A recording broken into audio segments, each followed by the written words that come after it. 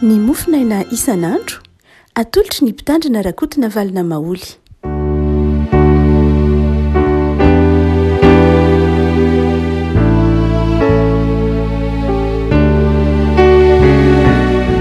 Fanamiraba antsika ry avaka tratra ity zoma fafito amin'ny roapolo ny volana desambra ity dia manonona ny fifalian'ny krismasy amintsika hatrandriavako. Ny mofinaina voalahatra ao antsika dia ny filazan-tsaramasina araka ny Matio toko voalohany. Matio toko voalohany andiny fa 7:20 ka hatramin'ny diny fa 5:20. Matio toko voalohany andiny fa 7:20 ka hatramin'ny diny fa 5:20 amin'ny anaran'i Jesosy. Ary nahaterahan'i Jesosy Kristy dia toy izao: rehefa nanaiky Maria renin'i Jesosy ho fofombadon'i Josefa, raha tsy mbola nivady izy dia hita fa nitoejaza avy tamin'ny fanamasina izy. Ary Josefa vadiny izay lehilahy marina sady tsy ta hanala-baraka azy, dia nikasa metraka azy mangingina. Fa raha mbola nisaina izany izy, indro nisy anjelin'ny tompo niseho tamin'ny nofo ka nanao hoe: ry Josefa zanaky Davida, aza matahotra ampakatra ny Maria vadinao, fa ny zaza ao an-kibony dia avy amin'ny fanamasina. Ka hiteraka zazalahy izy ary ny anarany ataonao hoe Jesosy, fa izy no hamonjy ny olony ho afaka amin'ny fahotana. Ary izany rehetra izany dia tonga mba hatanteraka izay nampilazain'ny tompony mpaminany hoe: indro ny Virjina hitoezaza ka hiteraka zazalahy, ary anarany ataon'ny olona hoe Imanoela. Izany hoe raha adika amintsika Andriamanitra. Ary Josefa rehefa nahatsiaro tamin'ny torimasony dia nanao araka izay nanadin'ny anjelin'ny tompo azy ka nampakatra ny vadiny. Ary tsy nahalala azy izy mandra-piterany zazalahy, ary ny anarany nataony hoe Jesosy. Ray Masino manamasinana ny fahamarinana, ny teninao no ho fahamarinana. Amen. Olana be ny zavatra nitranga nanodidina tamin'ny fotoana nahaterahan'i Jesosy. Tena drame raha izay no azo ilazana azy. Drame amin'ny lafiny hoe io misy lehilahy anankiray, Josefa ny anarany. Raha ohatra ka jerena amin'ireo boky apôkrifa dia efa lehilahy lehibe Josefa, zokin'i Maria taona maromaro. Izany hoe olona efa manana fahamatorany Josefa. Maria kosa raha amin'ireo boky apôkrifa ihany dia vehivavy maontina ary tia mivavaka, tamana tao amin'ny tempoly, ary tahorany no azo lazaina hoe tena nifankahitana izy ireo amin'ireo boky apôkrifa atsasany. Fa izao ny zavatra nitranga rehefa nivady reto olona reto, Josefa sy Maria izany amin'ny fitantarany Matio azy, mijanona amin'ny Matio tsika eto, dia inona no nitranga? Bevoka alohan'ny fanambadiana Maria. Ary tsy ny anjely akory ny teny voalohany tamin'i Josefa, fa ny kibon'ny Maria no hitan'i Josefa alohan'ny fanambadiana. Efa nikasa hiala Maria zany Josefa. Efa satria matoa nitranga zany eo teo amin'ny Jiosy dia nijangatsanga Maria. Ary zavatra tsy azony saina mihitsy zany amin'ny olona tahaka an'i Josefa. Dia Josefa zany efa tapa-kevitra vao niteny taminy ny anjely. Raha ohatra mantsy ka any amin'ny fitantaran'ny Lioka dia izao, ny anjeliny, ny afatry ny anjeliny lasa loha tamin'ny Maria zany. Fa ny Josefa kosa dia efa tena mbiakoditra mihitsy, efa bevoky Maria. Izany hoe efa ady am-panahy be mihitsy zany ny Josefa. Nandritry ny andro maromaro na volana maromaro ataoko ahoana ity olona ity. Fa inona nataon'ity olona ity? Dia bevoka alohan'ny fotoana izy. Ary ao anatiny izany ady am-panahy mivaivay izany, zay vao mipoitra ny anjely. Tsika manao hoe drame ilay raha jerena ilay zavatra nitranga, zavatra sarotra ny mieritreritra an'izany hoe mpivady na mpifamofo dia bevoka ilay vehivavy. Ary tamin'izany fotoana izany raha ohatra ka ajanon'i Josefa tsy alain'ny vady Maria, dia tondron'ny olona ho mpijangajanga. Ary fantatra tsara mihitsy fa ny fijangajangana dia miteraka fitoram-bato tamin'ireo androny Jiosy. Noho izany dia mafy tamin'i Josefa zany. Any ambadiny Maria izy tsy zanany tao an-kibon'ny Maria tamin'ny fieritreretany azy talohan'ny tenenan'ny anjely. apakatra amin'ny Maria izy tsy mety taminy satria ny feritretany azy de zanaky ny fitsangatsangana. Avelany am'izao Maria, raha avela am'izao Maria dia atao ahoana ho troam-bato enjehny olona na ho petraka mangingina ara ho sarotra foana ny raharaha. Hotsika manao hoe sarotra lay vanim-potoana teo am'ilay nahaterahan'i Jesoa.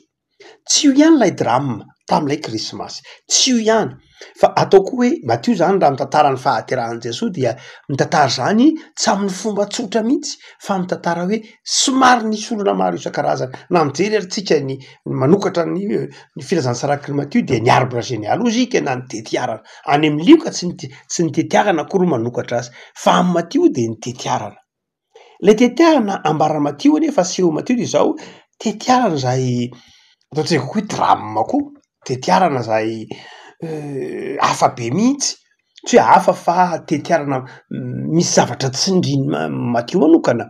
Raha ohatra tsika ka mijery amin'ny tantaran'i Matthieu an'i Jesoa de Jesoa mpanjaka, Jesoa zanak'Andriamanitra, Jesoa ny faran'ny tantara hoe Jesoa zanak'Andriamanitra nandresy ny fahafatesana ary Jesoa tompon'ny hery sy ny fahefana. Zany ny fiafaran'ny tantaran'i Jesoa Matthieu hatrany amin'ny toko 8:20 manome anareo fahefana efa nomena ny fahefana rehetra sy an-tany. Zany mamarana ny filazantsaraky ny Matthieu fa manomboka amin'ny drame, manomboka amina zavatra sarotra ny filazantsaraky ny Matthieu ohatra hoe ny tetiarana.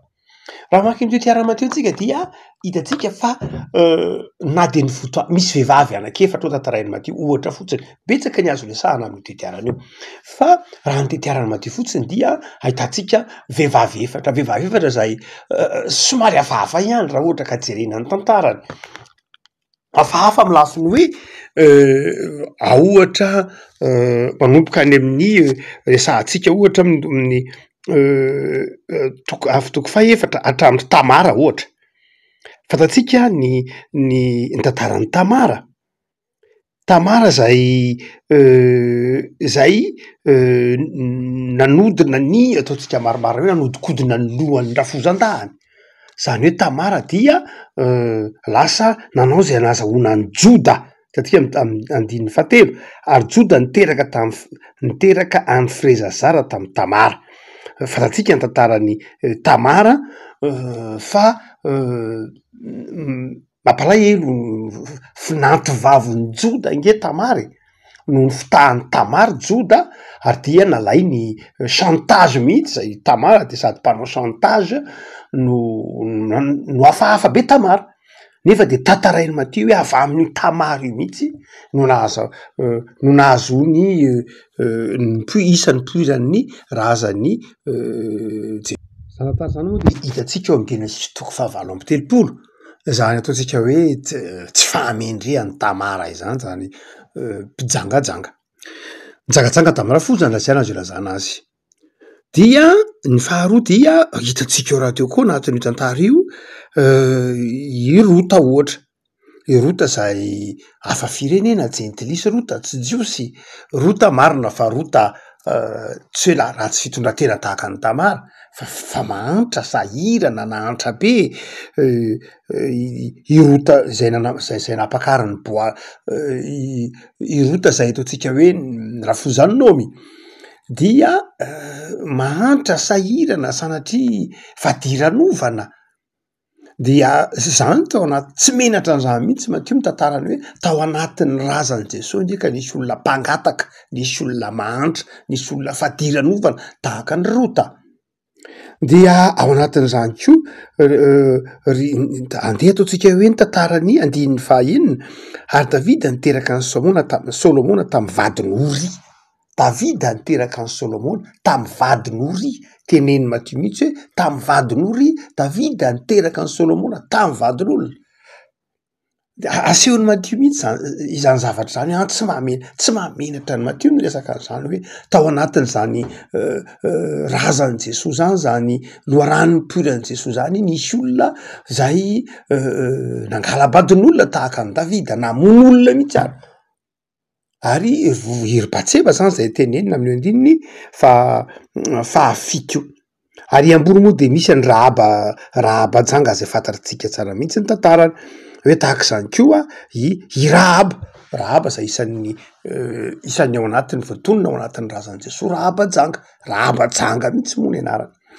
Hotsika manao hoe raha reo mpanjaka be dehibe teny maty momban'i Jesoa koa, ohatra andeha ataontsika hoe Rehoboama andininy fafito, zanako Solomona, zany Rehoboama zany dia mpanjaka tanora sarotra natory nampivaky ny fanjakan'ny Jiosy sy zanak'Israely ho avahatra satsia mange no ny hamafisan-dony Rehoboamy. Ireo tanora be dehibe nanodidina ny Rehoboama nanoro voana azy hoe mba hainao malefaka, mba hainao mahay miaino, mba hainao manaja olona, fa ianao ange tanora mantsy ny Rehoboama. Marina ange ny fitarainan'ny olona, marina fa menimenina ny olona, eno ny fitarainan'ireo olona vany Efraima, eno ny fitarainan'ireo fa aza misirisiry ohatran'io ianao. Dia i Rehoboama fatatsika ny tantara fa nanamafy ny fony manao hoe ara zioga vy ny ampitondraika anareo, zioga hazo no nampitondrain'ny Solomona raika anareo, de zioga vy ny ampitondraika anareo, za tsy miaino anareo. Zany hoe mpanjaka tsy hoe tsara fitondra olona koa zany Rehoboama zany, fa mpanjaka be dido, sarotra natory, manamary tena, sarotra nahitsy, zany Rehoboama zany. Hotsika manao hoe lay filazana n'lay razan'i Jesoa de efa midika zavatra betsaka sady raha jerena tsirairay ny tantaran'ireo olona zay tantaraino amin'io tetiaran'i Jesoa dia mamperitreritra mihitsy. Fa inona ny tiany Matthieu tantaraina? Tiany Matthieu tantaraina de zao manao hoe olombelona, tonga olombelona Jesoa. Ary zany olombelona ny puran'i Jesoa zany dia tsy olombelona tanteraka ka tsisy tsiny akory, ary tsy menatra mihitsy Matthieu ny tantaran'ireny hilazana amitsika fa izao noetin'i Jesoa teo amin'ny tenany, teo amin'ny tantarany ny fahotan'ny olombelona, ny fahotana politika hitatsika amin'ny tantaran'ny Rehoboama, fahotana moraly hitatsika ao amin'ireo tantara be dehibe ireo. Be dehibe ny karazana fahotana zay hita ao amin'ny arbre généalogique na io tetiaran'i Jesoa io. Hotsika hoe drame be nge ny zavatra nitrangy tamin'ny fotoana zay nahaterahan'i Jesoa io. Tsy hoe moramora akory, andeha ataotsika hoe ny fantrano. Jesoa dia Matthieu tsy de tena mitantara tahaka ny Luka loatra lay fantrany Josefa sy Maria. Fa raha mijery ny tetiarantsika dia amin'ny tetiarany io hoe avy amin'ny taranaka Zerobabela andininy fa 7 ary Zerobabela niteraka ny Abihoda. Izay tsy afa-tsy akory io Zerobabela efa taranaka efa tsy mpanjaka tsony satria efa aty ambadiky ny fahababona. Hatria teo amin'ny fahababona ihany nanjaka, fa ateo ina dia ry Zerobabela sy namany de taranaka Davida, saingy efa tsy mpanjaka tsony de efa miverina nahantra sy fadiran'ovana. Ary zay nahatonga azy ireo tao Betlehema, nahantra sy fadiran'ovana nge ry Zerobabela. Ary Josefa de efa tsy nitondra fanjakana intsony, nitondra fanjakana tamin'ny andron'ny Josefa de Heroda zay tsy taranaky Davida akory Heroda de Edomita. Izay mahatonga ny Heroda mialina be mihitsy am'le hoe teraka lay taranaky Davida. Satria Heroda tsy taranaky Davida, Heroda naka fanjakana fa tsy taranaky Davida mihitsy akory Heroda. Zay nahatonga ny olona niteny manao hoe hosana ho an'ny zanaky Davida, izay nandramitra mafy an'i Heroda satria Heroda dia tsy taranaky Davida izy tamin'izany fotoana. Ary nahatonga azy zay nofofo ny ainy lay Messia, lay zanaky taranaky Davida. Hoy tsika manao hoe tao anatin'ny fantrana ary Jesoa niteraka ray aman-dreniny de teraka hitatsika toy ny tantara rehetra hoe na de efa lehibe azy izy, na de efa natolotra tao am-piangonana tao amin'ny tempony ary izy de domony mba natolotra ho fanatitra ho azy, milaza fantrano zany, milaza tsy fananana. Ary zay ny dikan'le hoe ny magy andin'ny toko faharoa io hoe ny magy dia nitondra zava-manitra, nitondra miora, nitondra volamena. Natolotra ny Jesoa, rehefa teraky Jesoa dia tonga ny magy. Ary io nahatonga ny Jesoa afaka nakany Egypta, noetiny no ray aman-dreniny andininy 7 hoe nitony Josefa sy Maria nandositra nakany Egypta i Jesoa. Ahoana moa no nahafahany Maria sy Josefa niaina tany Egypta? tsy afaka nyaina zany mihitsy izy tsy alay fisaraitsaina hoe misy olona avy ety Madagasikara ka miaina any amin'ny tany manan-karena ataovy any États-Unis ve sa any Frantsa sa any Dubai hoe miaina amina toerana ary tsy iray volana tsy roa volana fa lava dia lava lay fotoana. Inona ny iainan'ireo olona reo tany Egypta izay isan'ny tany matanjaka tamin'ny fotoana andro. Inona ny iainany? De io fanomezany maga io, lay volamena, lay miora, reny no entiny Josefa sy Maria nandositra ka niaina tany Egypta mandra-pahafatin'ny Herode. Zany hoe lay Jesoa zaza namelona indray ray aman-dreny lay Jesoa zaza zay nanome no enti-manana rehetra tamin'ny fikarakarana ny fiainany vonisy tany Egypta. Hotsika manao hoe drame be, zavatra sarotra be, olana be ny zavatra nitranga tamin'ny vanim-potoanany nahaterahan'ny tompo io. Andiny ny fahinambiny folo amin'ny toko faharoa dia novonoana Herode daholo ny zaza rehetra. Noho ny amin'ny fahatongavany Jesoa, noho ny amin'ilay hoe teraka ilay mpanjaka lay zanak Davida dia satria nalefa ny tompo tany Egypta Jesoa dia novonoana daholo ny zaza rehetra. Drame be nge zany hoe lasa nisy zaza kely be dia be novonoana Herode. Zany hoe Matteo zany eto dia tena mitantara lay vanim-potoana nahatongavany Jesoa ho vanim-potoana tena sarotra. Nisy ainana fohy, nisy fananana rava, nisy zavatra be dia be ary dia mahagaga nefa.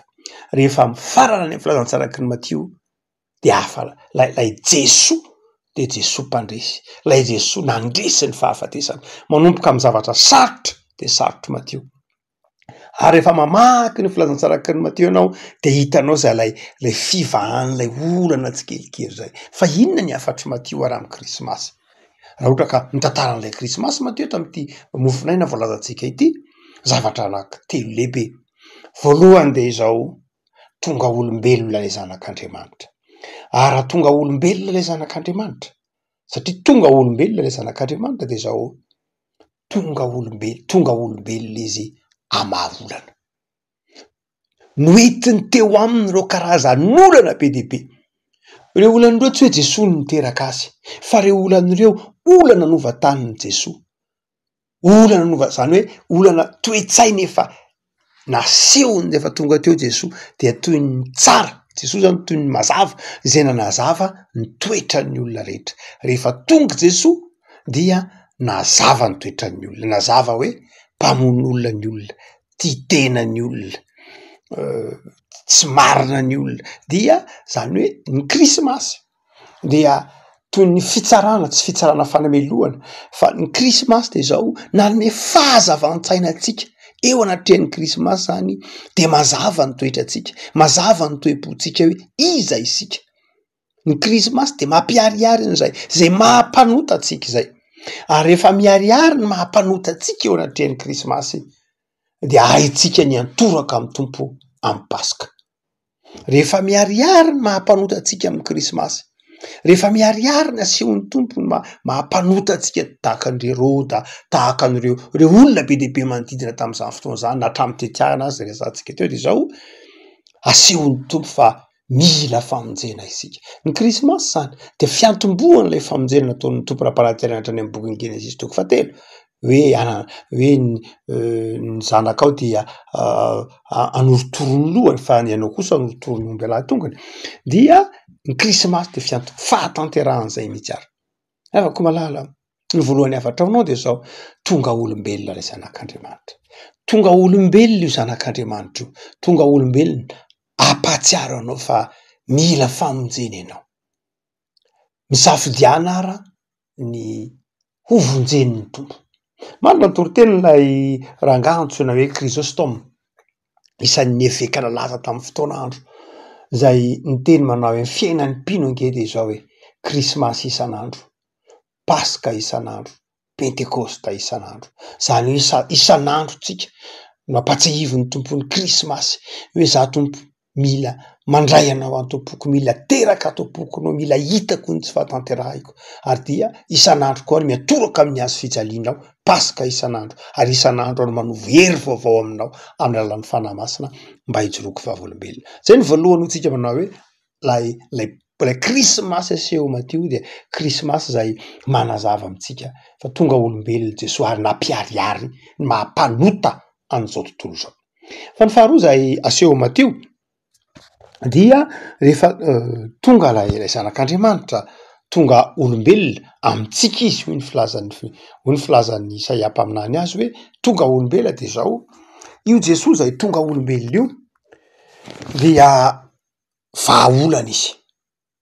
Nampiariary ny olana izy fa izao vahaolana izy, noentiny teo amin'ny tenany ny fahotan'ny olona, fa noentiny teo amin'ny tenany koa ny olan'ny olona rehetra. Teny vahan'i Jesosy zany. Ny vahan'i Jesosy ny olana rehetra zay nateraky ny fahotana. Ao amin'i Jesosy zany no ahitantsika ny vahaolana. Mampapetra-panontaniana ndraindray ny hoe ono fa maninona moa no Jesosy tsy maintsy maty teo amin'ny hazo fijaliana? Nahoana moa no Jesosy no maty teo amin'ny hazo fijaliana? Raha somary mandalina kely sika amin'ny teolojia. Ny teolojia Jaona dia manazava manao hoe tamin'ny alalan'i Jesosy nahariana izao rehetra izao. Tsy nisy fiainana teto amin'ity zao tontolo zao ty raha tsy teo Jesosy. Hoy Jaona amin'ny toko voalohany, filazantsara io, ary tamin'ny voalohany Jesosy, teny moa zany lazanan'i Jesosy, logos. Tamin'ny voalohany Jesosy de tao amin'Andriamanitra ary ny teny ary teny de Andriamanitra, Jesosy de Andriamanitra. Tamin'ny alalan'ny teny, tamin'ny alalan'i Jesosy nahariana izao rehetra izao, ary tsy nisy nohariana izao rehetra izao, zany hoe tsy nisy zavatra azo izao rehetra izao raha tsy teo ilay teny de Jesosy. Jesosy zany amin'ny filazantsara ny Jaona no fototry izao rehetra izao. Tsy nisy ny tany, tsy nisy ny volana, tsy nisy ny masoandro, tsy nisy ny olombelona raha tsy teo Jesosy, hoy Jaona. Tamin'ny alalan'i Jesosy nahariana izao rehetra izao. Izy ilay teny any amin'ny bokin'ny Genesisy, toko voalohany hoe ary teny nanen'Andriamanitra rehetra izao, Jesosy io. Hoy ny filazan'ny Jaona azy. Zany hoe trinité zany Andriamanitra aty amin'ny testamenta vaovao. Trinité Andriamanitra. Fantatsika tsara zany trinité Andriamanitra, raha zanaka fanamasina zay eo amin'ny testamenta vaovao. Trinité Andriamanitra. Ary satria trinité Andriamanitra ty amin'ny testamenta vaovao, dia trinité koa Andriamanitra ny amin'ny testamenta taloha. Zay hoe trinité économique. Zany hoe trinité Andriamanitra aty amin'ity testamenta vaovao ty, fa trinité koa izy any amin'ny testamenta taloha. Tsy hoe niova zany Andriamanitra ty amin'ny testamenta vaovao izy trinité, fa tany amin'ny testamenta taloha izy tsy trinité. Andriamanitra tsy niova. Zany Andriamanitra zany de trinité fony, tsy mbola nisy ny tany zay rehetra teo aminy, mbola tsy nisy kory zay rehetra ao de efa trinité. Zay mahatonga ny tompony teny Jesosy teny tamin'ny fariseo sy ny mpanoran-dalàna manao hoe mbola tsy nisy akory ingy Abrahama de efa teo ahy, satria nisy talohan'izao rehetra izao Andriamanitra. Ny krismasy tsy hoe hoe teo aty ambonin'ny tany vao nisy Jesosy, fa Jesosy efa nisy talohan'izao rehetra izao. Efa trinité taloha Andriamanitra. Fa ny krismasy de fahatongavana no nofony Jesosy fotsiny ihany aty ambonin'ny tany.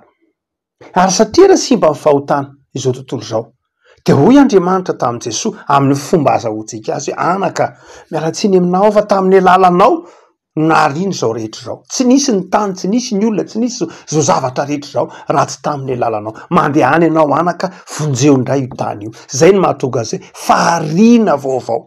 Tsy afaka hoe Andriamanitra zany ray no nombona atao amin'ny hazo fijaliana. Tsy afaka hoe ny fanahy masina nombona atao amin'ny hazo fijaliana, satria tsy tamin'ny alalan'Andriamanitra ray no nahariana izao rehetra izao.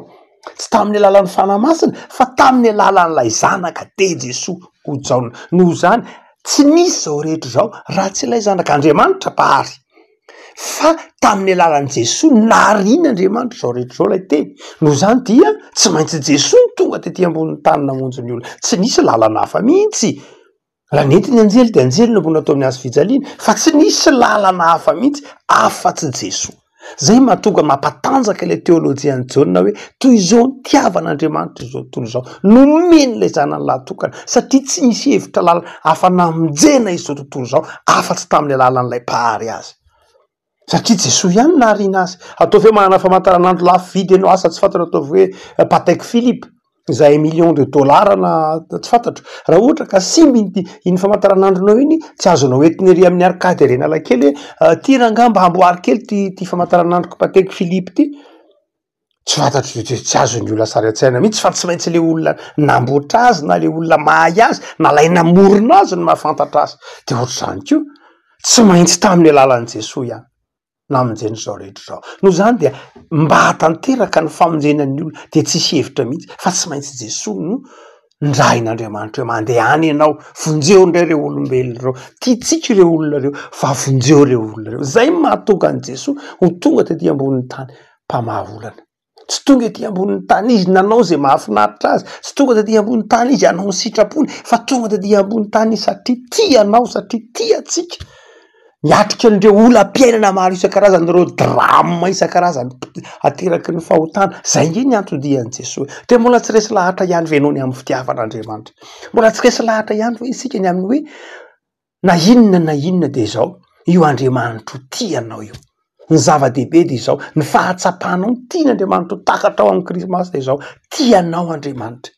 Ka ny zanany izay tany amin'ny faratapon'ny voninahitra tany amin'ny fanjakan'Andriamanitra no ny rainy, no enjehina sy no aratsiana sy no vonona ary tonga mpangataka mihitsy ary sanatria tahaka ny Josefa sy Maria, tonga mahantra no iza no ny fahotantsika. Fa fahatelo sady faradrozy manao hoe ny Krismasy de zao, tian'Andriamanitra takatritsika ao anatin'ny Krismasy de zao. Lay Andriamanitra de mpandahatra ny fiainan'ny olona, manam-pahefana io Andriamanitra io. Ny Krismasy dia maneho zay fahefan'Andriamanitra izay. Andriamanitra ny tompony teny farany amin'ny fiainan'ny mpanompony, na inona. De zay Andriamanitra mandahatra tompony teny farany zay, zay ny tian'Andriamanitra etokisanao amin'ny Krismasy. Andriamanitra mahay ny zavatra rehetra, manota isika, tsy mendrika isika saingy zao io Andriamanitra io fitiavana, izy ihany ny tompony teny farany am'izay hitondrana ny fiainanao. No zany de manana fahatokiana azy. Ny antony nanirahan'Andriamanitra an'izany aty am'izao tontolo zao de hanehoana aminao fa tiany ianao, ary raha miantoraka aminy ianao de ny zavatra rehetra ataony miara-miasa soanao, ary de zao io Andriamanitra io ny tompony teny farany, mahay ny zavatra rehetra. Isika fiasana avokoa, tao amin'ny tompo iasa, tao amin'ny tompo amahaolana, tao amin'ny tompo ezakazaka atsiaroa tahaka ny Maria Josefa, tao amin'ny tompo ezakazaka atsiaroa tahaka ny Maky, tao amin'ny tompo ezakazaka atsiaroa iraina tahaka ny anjely azy, fa izao ny mandahatra ny zavatra rehetra de Andriamanitra. Matokeran'Andriamanitra fa ny Andriamanitra ao manana ny fahefana rehetra ary mitondra izao rehetra zao. Ivavakisika tompo aotsoroanay zay no ny amin'ny tsiarovanay fa Krismasy ny andro, ianao zay tonga olombelona namonjy anay, tianay ary nitondra teo amin'ny tenanao ny fahotany zao tontolo zao, no entinao ny ditranay, ny amafisaponay, ny fitiavan-tenanay, ny fitiavam-boninahitray, de samy noentinao teo amin'ny tenanao ary nentinao nombona tamin'ny hazo fijaliana. Misaotra tompo de ampianaro zay atsiary fa na inona zavatsarotra eo amin'ny fiainanay de ao aminao fiainana. Na inona olam-piainanay de enao mahana fahefana amin'ny zavatra rehetra. De mamindrafo aminay Jesosy. Am'izay mety ho fitavozavozanay, mamelany elokay ary amboary zay de atsiaro fa miandry anay ianao. Ianao de tia aniraka anay ho fiasana, ianao de tia hanadio anay, ampifaly anay lalandava. Ary de ataovy miantoraka aminao izay aoko zao Krismasy zao, ho teraka tiaponay ianao, mba hiavozanay amin'ny fiainana vaovao. Da iny tontolo andronay an'io Jesosy. Vavakizay ho an'ny manaraka zao mofonay zao nisambatan'olona ny tokantrano Jesosy, aoka ho teraka ao amin'ny tsiraray ny fitiavanao. Aoka ho teraka amin'ny tokantrano tsiraray anao Jesosy, mba hisy fiadana sy fifaliana hanjaka aminay tsiraray avy. De mitoera aminay tompo tsara, ary ampahareto aminay ny fifalian'ny Krismasy. Amen.